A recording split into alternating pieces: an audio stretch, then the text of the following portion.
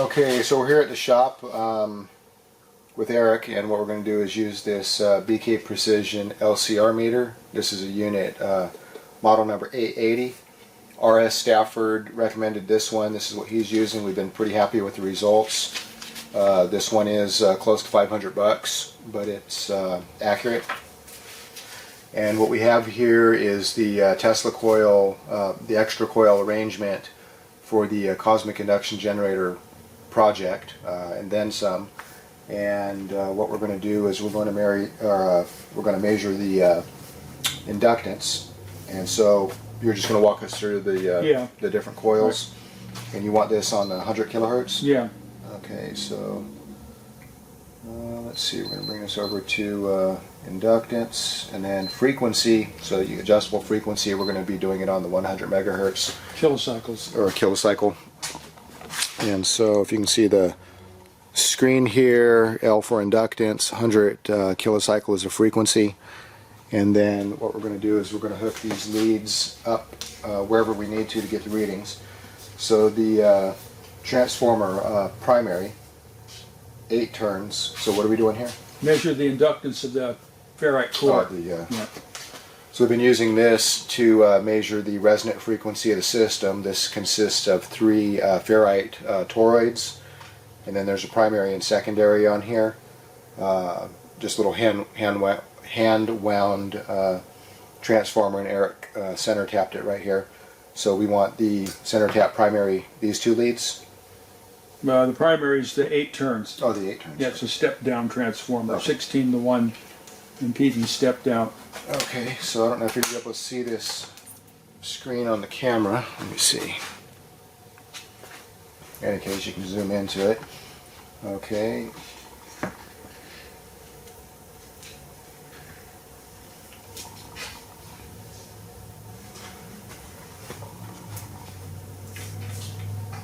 Okay, so we're at 244.75 microhenries. Is that realistic? Yeah, so write that down, and it's right underneath its title there. Here, I'll show you.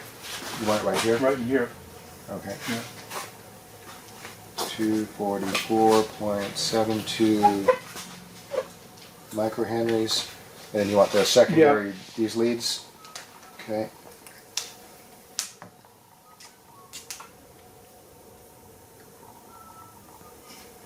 Okay, 127 or 12.788 microhenries. And then you want the current coil. So do both coils in this series to start with. Do one like from here to here. Yeah, like that. Okay. Even though this says current coil. Well, I got it listed back. You're going to have to take it apart to do that. So just start with them connected together. Okay, first. so do the both coils one. Yeah, both coils first. Okay. And do you want it down here or do you want it up here? I don't know if we have the leads long enough. Or... Yeah, do it however it works out. That 100 kc, it's not that critical. Okay. So Might have to get an alligator clip. yeah. Go right here.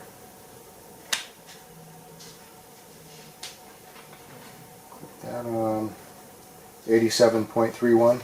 Okay, write that down in its position. 87.32 microhenry. Okay, and then separate the lead that connects the 2 coils together. Yeah, right here. Disconnect that and then measure each coil. So just disconnect it from one side. Yeah. I think their number 6 should be the yellow. This side's easier.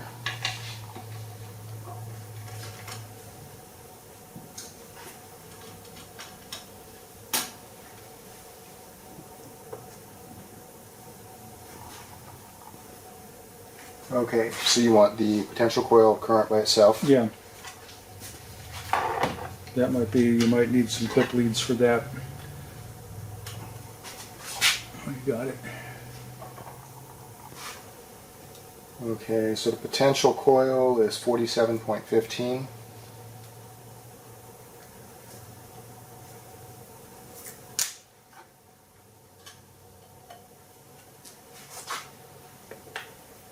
And you want this including the ring? So Yeah, the rings won't have any effect on this. okay, so I'll just clip it to the leads.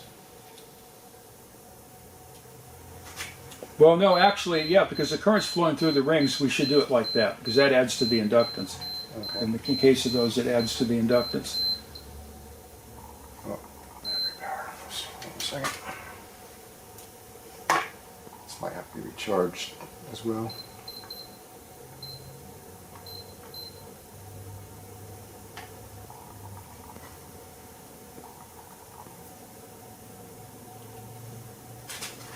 $37.5. Okay.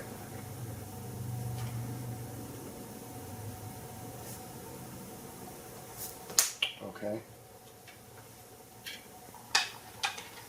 Okay, so now the experiment is add the two inductances together, take the sum of the two inductances. Current plus potential. Yeah, here's the calculator. And then see how far off it is from the total inductance of the two connected together, and that'll give us an idea how much one coil influences the other.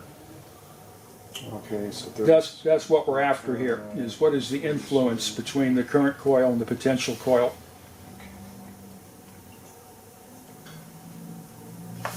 okay, so the sum of both of them when measured individually is 84.65, Okay, and what's the bulk? and both is 87.32. So Very just little interaction. 3 microhenries. Yeah, very little interaction, okay. Okay. So that's not what's causing the frequency to be too high. Okay. So this is a good result. That Yeah. it's very little Yeah. interference. Okay. That's it. Pretty much wrap that. Have all the data. Okay. So again, just so you can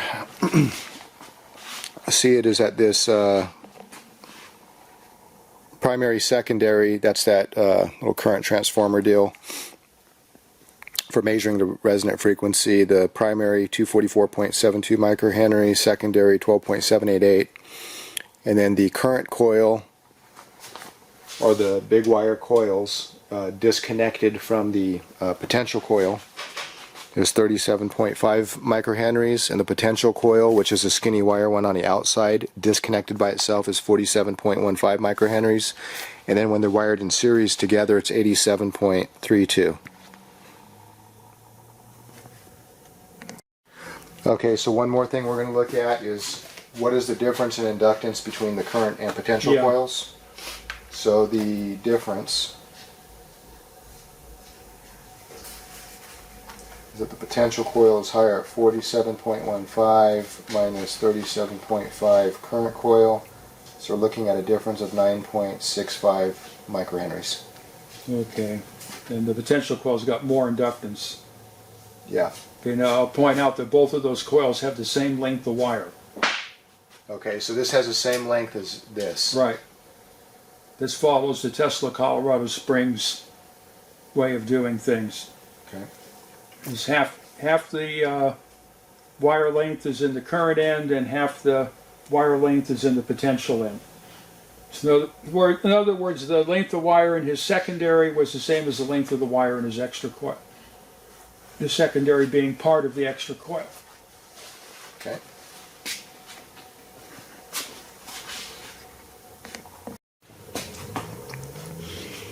Okay, so we have a new series of tests here. It's basically the same as we did before.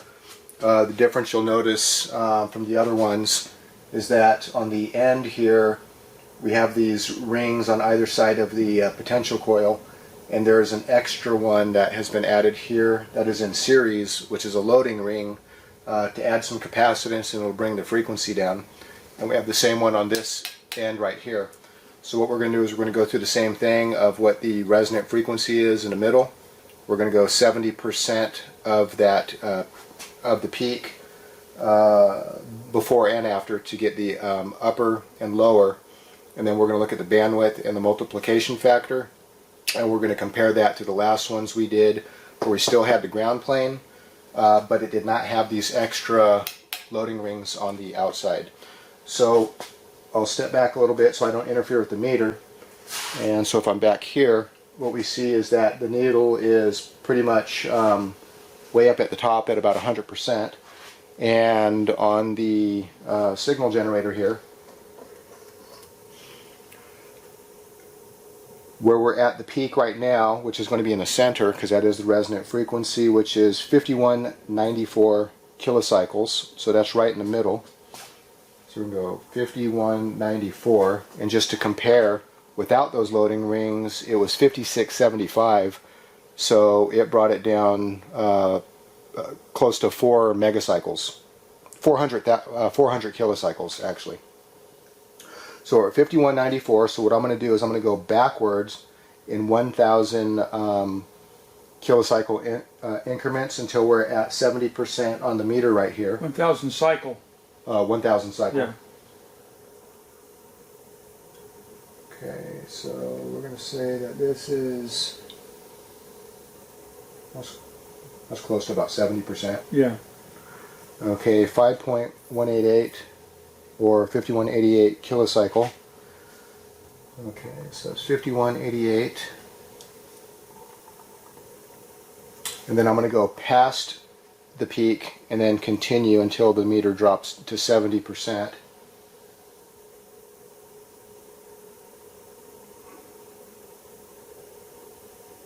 Okay, so we're about right there. Let's see, a little bit more actually. Okay, so we're at about 70% right there, and it's 5198 kilocycle. 5198 kilocycle. So what we're going to do is we're going to look at the entire spread between the let's see, 5198. Okay, so that's a 10 kilocycle spread. So the bandwidth is 10 kilocycle, which is pretty tight.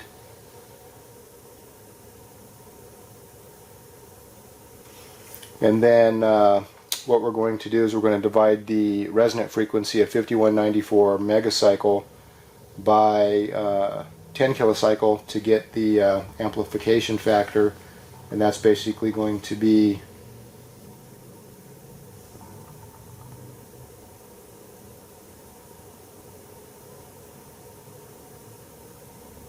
519.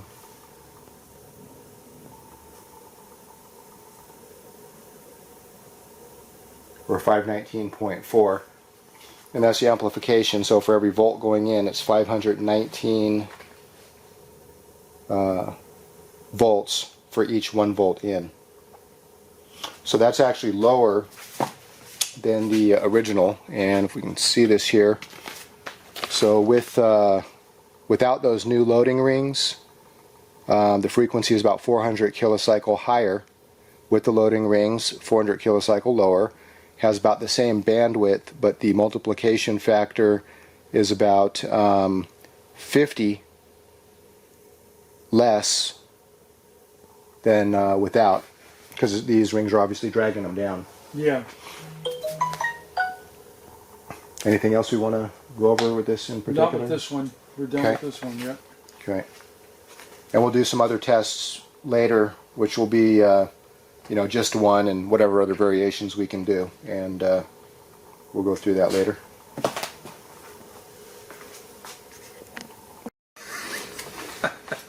Okay, so we're going to do this test again, and instead of the little field strength meter, the scale is not really good enough to see the numbers as good as we'd like, so we're going to use this imitation Simpson to do the same thing. So we have the ground of the this meter right here grounded to the ground of the Collins, and then the positive of the meter is just hanging inside this glass, and we have it exactly so that at the resonant frequency 5194 kilocycle, that the meter or the needle is at 100% full scale. So the reason, you know, some people might ask, why is it 70% below, and then we go past the peak and we wait till the needle drops back to 70%, and it deals with the square root of 2. So this is kind of new to me. I'm just learning this as you are. But it's the power is proportionate to the square of what the meter reads, and so basically if you take the square root of 2, it's going to be 1.4 something, and if you divide that by 2, it'll come out to be about 7.07, which indicates 70.7%. So rather than 70%, so when we're at the peak, it's at 100%, and if we go to a frequency that is lower, we wait till it drops to 70%. For the highest accuracy, it's really closer to 71%, but obviously it's, you know, this is just approximations. But it would be 70.7%, and then you increase the frequency back to resonant at where it's at 100%, and you go past that until the needle drops back to 70.7. And so if you take the square root of 2 and divide that by 2, that's going to show you why it's to 70.7%, and at some time later, Eric can maybe do a whiteboard presentation and go into depth on all the ins and outs of why that is. And so whatever the low frequency is at 70.7 and the higher frequency is at 70.7, and you subtract those to look at that the frequency range that spans, that's your bandwidth, and you take the center resonant frequency, divide it by that bandwidth, and that gives you your multiplication factor. The bandwidth is 70.7 is called the half power points. Half power points. That's where the power has dropped to 1/2. Okay, so bandwidth is defined as the difference of the two frequencies in which the power that the system is operating at drops to half of its resonant value.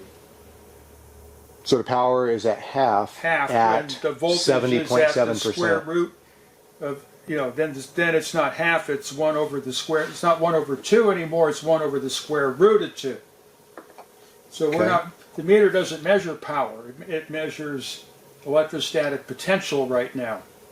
So that's like voltage, but voltage is not power, so you have to have current. So that's the other square root of 2. So the square root of 2 voltage, square root of the 2 gives you 2 power. Okay, so we're going to basically repeat this with more accurate numbers, because with the field strength meter I'm basically just kind of eyeballing it. And this, we're going to use the red AC scale to where it's going to be 70.7, and actually where 7 is on the DC scale is probably at 7.07. Yeah, it would make sense. It looks right about close, where it is. Okay, so again, 5194, and I'm just going to draw a column here. This is with the field strength meter, and this is with the Simpson imitation, whatever that meter is.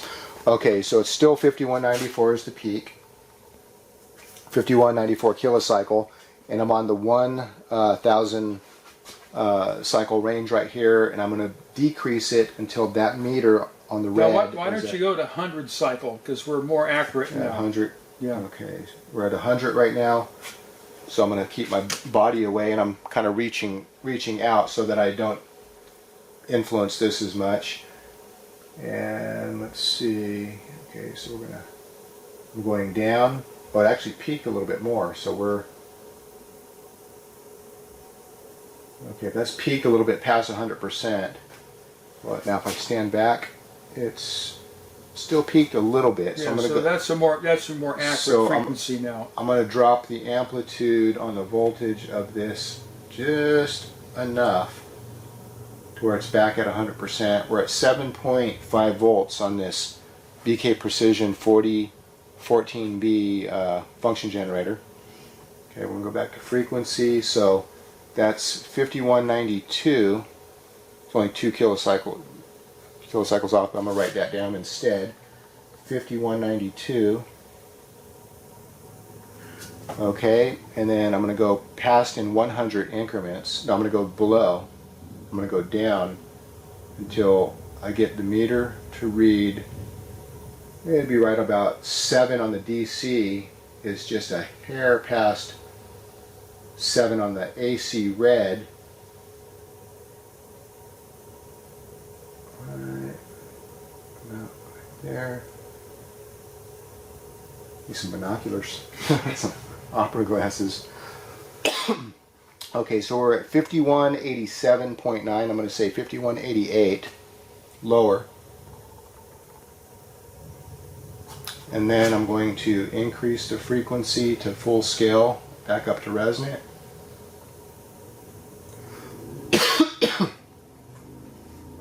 back down.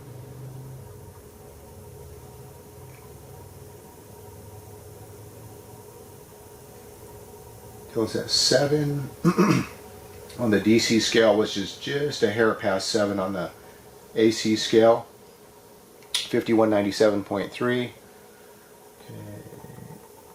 That's the upper 5197. Okay, so what the difference is 5197 from 5188 is basically 9. Okay, so we have an amplification factor of 9, or that's the bandwidth is 9 kilocycle, which is a little bit tighter. We got a more accurate reading than just eyeballing it on the field strength meter. And then I'll go ahead and use a calculator for this one. Okay, so we're going to take the resonant frequency of 5192. 0.5, and we're going to divide that by 9, which is the bandwidth, 9 kilocycle bandwidth. So that is a multiplication factor of 576.94. And so that's actually higher than without the rings, and we wouldn't have known that unless we had, we wouldn't have known that without using a more accurate scale instead of just eyeballing it on the field strength meter. So without the new loading rings, it was 568, and now we can see with the more accurate meter, we're actually at 576.94, so it went up. Went up about well, at this point, we would have to go back and do the other one again, you know. More accurate. With the same setup. Yeah. That meter would have to kind of be right where it is. And so we'll do that as time kind of goes on. We're just doing the tests as we have this, and we're still working on and building the. Well, you might as well show what the new transmitter is looking like. Okay, so what we have here.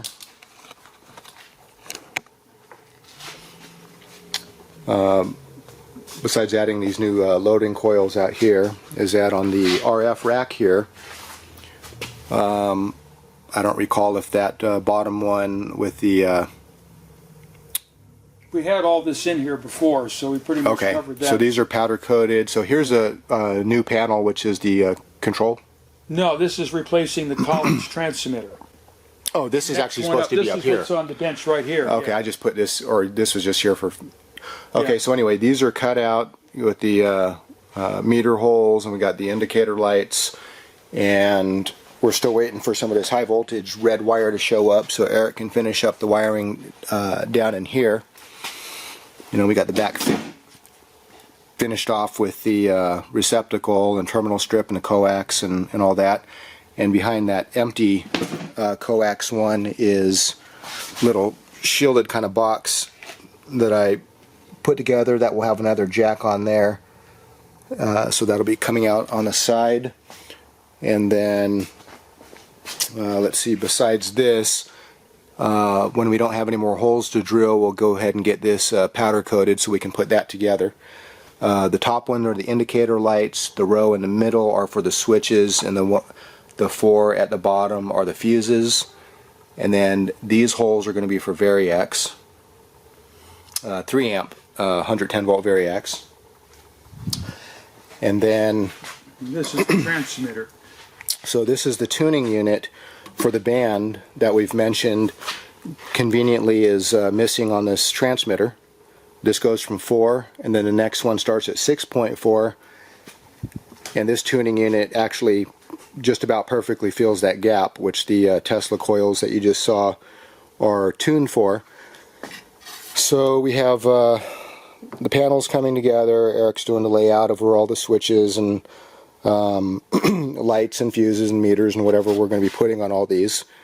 And the way you see all these kind of grid lines and everything is according to golden ratio type of layout that may not be immediately apparent, but if you really look at how everything is kind of marked off, it's according to golden ratio type of geometry.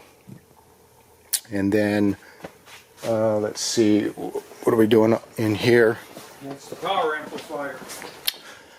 So this is a new panel here. And which one is this? Oh, this is the power amp. That's the one that lights the Tesla transformer up. That's the power amplifier. Okay, and then we have a chassis here where you can see there's a couple holes drilled on the front here, and this chassis will basically bolt to the end of that panel there, well, upside down that way. And these are some reinforcement bars that I'm measuring out and we're putting on here. And then on the top, once this is mounted to the panel about right here, and these bars are on here, then there's going to be there's going to be some gusset strips, which is a triangle piece of aluminum that's going to kind of go like this on both sides, just kind of reinforced for extra strength. And we're going to have a lid on it, kind of like the amplifier with the 810 tubes. This one is going to be designed a lot better because that frame around the other one was kind of an afterthought. This one we're designing it the right way from scratch. And this will probably be a completely shielded box for the most part. And so this will be coming together little by little. This is the bottom plate for it. Jeff is working on what is this plate right here? This is the power control unit. This is the power control unit, and you can see that he's milling out this rectangle here. There's already some holes drilled for some lights and switches and whatever. But this transformer right here, you can see there must have been some enamel or something sprayed on top of it when a hole was cut out and these were sticking out. And so on the panel, instead of drilling individual holes to stick these through it, it's just going to be a big rectangle, and then there'll be the mounting holes. So this kind of unit right here will fit right onto the plate here. So you can see there's a lot of work involved with this. Very extensive project, very expensive, a lot of hard to find parts, but that's what we're doing. So we're just cranking along on this day by day. And as far as the parts are concerned, those are funded out of my pocket directly, so no donations going to EPD Labs or covering parts. However, if you do want to send a donation directly to myself to help cover some parts to alleviate the expenditure out of my pocket, they're more than welcome. So anyway, we'll keep you posted, and that's about it. Okay, and just for fun, I'm just gonna show real quick the amplification factor. The voltage is real. Got a light off in here, and then can't see it right now, but I have a, I don't know, this is about a 12-13 inch long fluorescent light. Let me turn this so I can see that. And it's about, I don't know, about the little bit bigger than a AA battery, diameter-wise. So I removed the meter, and what I'm going to do is, if I hook this up to here, you can see that that's lighting up. And I'm only at 7.5 volts on the signal generator, so 7.5 volts from the signal generator going into this is able to light this bulb. Now this is not the same frequency that we tested, because introducing myself and this bulb, this tube up here, is going to obviously change the frequency. So now we're down to 5166. So tune into the lamp now that you got it lit. Pull it away a little bit. Pull it away.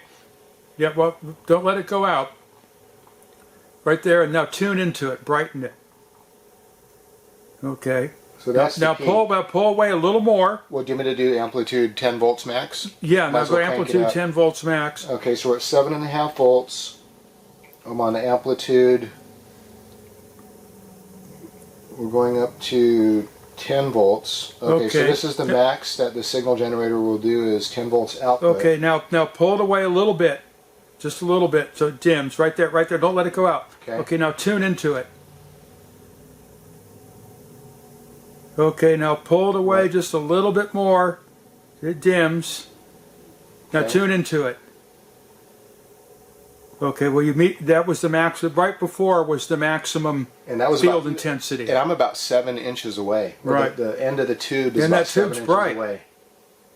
You have to go all the way back to get it restarted. You see what I'm getting at? Every time you move it, You have to tune to that new frequency. So we want to see how far away we can. So brighten it up. Yeah. I'm gonna go down to these are 10,000, so I'm gonna go down to 1,000. Okay, so I'll bring it here. It's getting a little dim. Well, go closer than that. Go 100. Go 100. Yeah, this thing's really sharp right now. I think that's about your optimum spot there. Yeah, doesn't look like it's going to get any. About right there is about the brightest. So we're at 5177 kilocycle. It's about maybe 3 inches. The end of the tube is about 3 inches from that loading ring. I'm going to bring it out a little bit more where it's okay. Okay, so stay lit.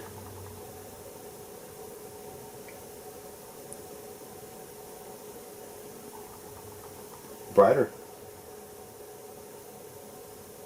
Now it's only a 100 milliwatt oscillator. It's peewee, and whatever it's putting out, this transformer is putting it straight in that lamp.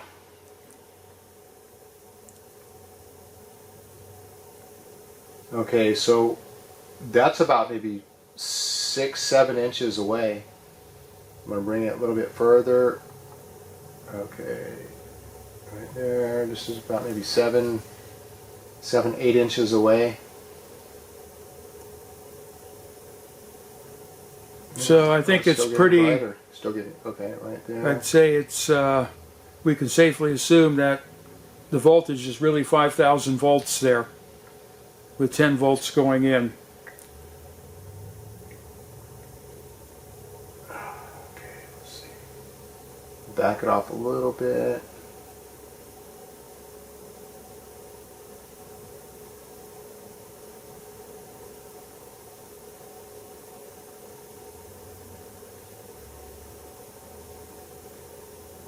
So we're about 8-9 inches away.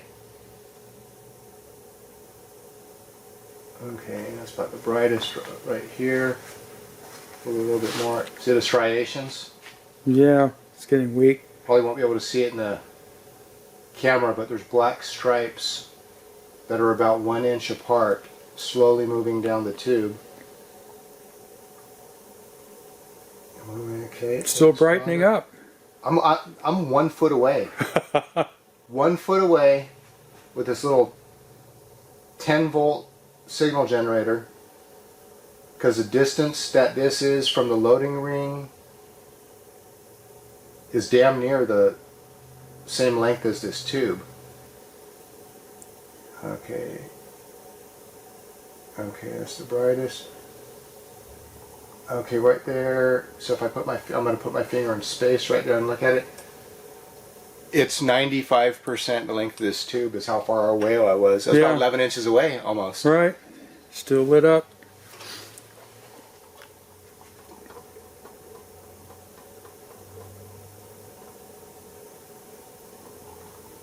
Kind of lost your frame of reference now on the frequency. There you go, you got it.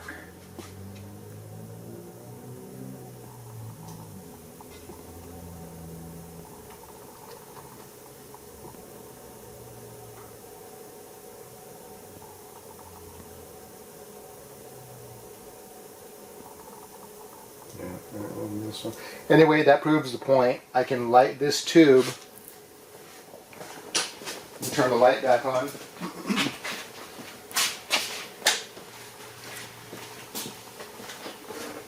So this is the tube right here. 8-watt tube. I don't know. It's probably about 12 inches. I think this is about yeah, it's all about standard. 1 So foot. they're all in feet. So where I had it was about right here, that far away, and with 10 volts and how many amps? What kind of power is probably? Well, we're in like the 100 milliwatt magnitude. So 100 milliwatts. Maybe 500. Yeah, I don't know. 10 volts going in here, and I can light this tube in space 11 inches away.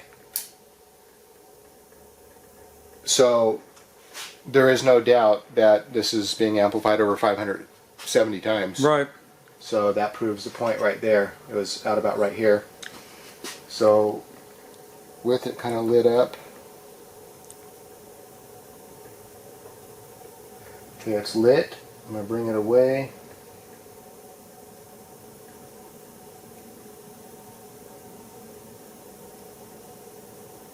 Still lit. It's about the brightest.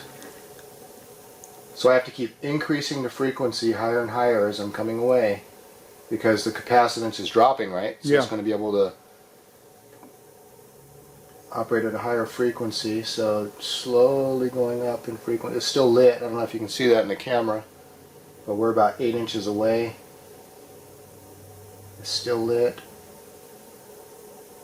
There we go. Still lit. So you can see really, if I put my finger here and I put this here, where we really are at 11 inches away with hardly anything going into it, and this thing is lighting it in space this far away. So what's it going to do when we apply 3 kW to it? yeah, right. Stand back. And back.